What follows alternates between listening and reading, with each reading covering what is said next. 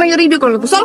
এই আমার ভাগ্নে হইলে অট্ট লেখা সবচেয়ে বড় ঘটক, এখনো পর্যন্ত কেউ রেকর্ড ভাঙতে পারে নাই, আর তুই রেকর্ড ভাঙবি? তোর বিয়ে করা লাগবে। তুই আমার রেকর্ডে কালি লাগাইতে চাস, এটা তো মেরে দিব। ছেড়ে দেন, আমি বিয়ে করব না। ওই মাল লেখাটা রে পরে তো কোনো আগে দেখিনি।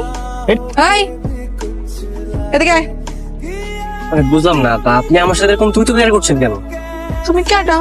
সাহেব বাবু যে তোমার সার সার করা লাগবো? কেন তোর নাম কি, বাড়ি কনে, থাকস কই?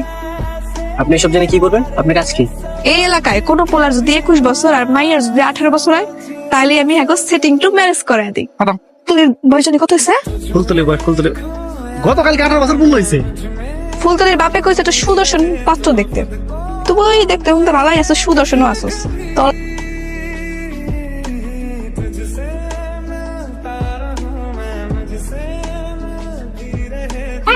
আপনি কে?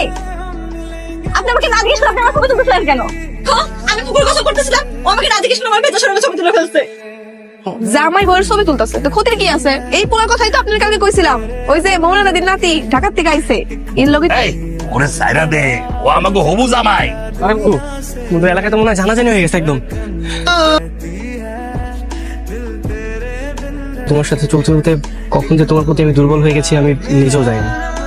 এত ফিরে যাব, কিন্তু একা না, তোমাকে সাথে নিয়ে যাও। চলো, তুমি আমার সাথে ঢাকায় চলো। ওই পোলা নাকি আবার পালায় যাওয়ার চেষ্টা করছে। পোলা সম্পর্কে আমি অনেক খোঁজ খবর নিছি, ও একটা চরিত্রহীন।